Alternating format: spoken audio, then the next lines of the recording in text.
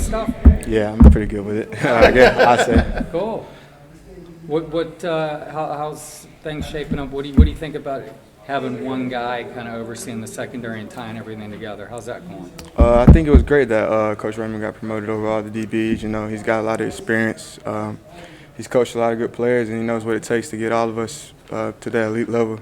What's his defense going to require from the secondary? I mean, guys are going to end up on an island maybe a little bit more sometimes because of the aggressiveness of the scheme, it sounds like. Yeah, just the regular fundamentals, communication, tackling is going to be an important one. Getting everybody lined up, making sure everybody's in the right spots, and make sure not beating ourselves, just getting the MAs right. How much does that fall on you, like the lining guys up since you're on the back end?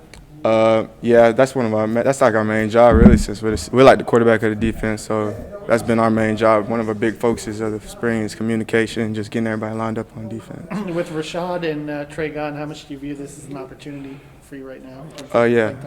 Those guys had a lot of experience. You know, I learned a lot from those guys, and just stepping in, taking that role, taking over what I learned as a freshman, and bringing it into the sophomore year. I'm excited to see what I can do. Going off of that, how important is it for new leaders to step up, and has there been anyone in particular that's kind of stepped up into a new leadership role? Yeah, we had a pretty good freshman group last year, I would say, and all of us are really trying to move from that freshman role up to that veteran role early, even though we're the only true sophomores.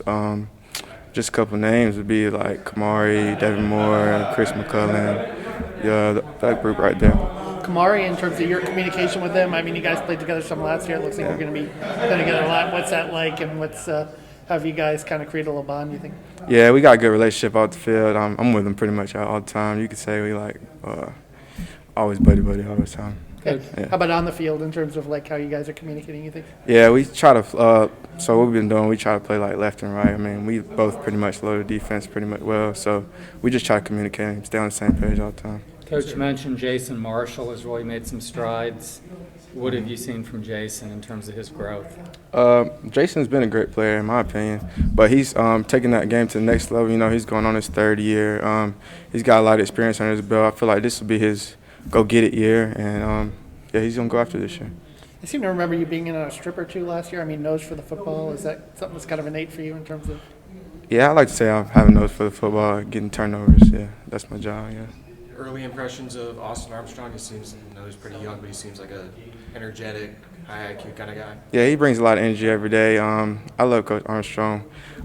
So, crazy story, he recruited me back in high school over at Southern Miss, so I kind of had a relationship with him already. So, he just carried over really here, so I got kind of lucky in that department. How beneficial is that for you as a player, having that connection a little bit more? Yeah, it really helped because, I didn't really have to, learn him. I kind of already knew much about him. So when he got him, I'm like, oh, yeah, that's easy for me. I ain't really have to make an adjustment, really. So, what'd you know about him at Southern Miss? I mean, what'd you think of him there? And he obviously had a lot of success in that 1 year. Yeah, he was a great coach over there. I ended up choosing Florida, but he was just a great coach over there, and he recruited me a lot. So he was up there with me all the time. But what did you dislike about him? I mean, just personality-wise, scheme-wise, what kind of drew you to him? Because Southern Miss is not beating Florida for most. Yeah, he's a really aggressive. He calls aggressive.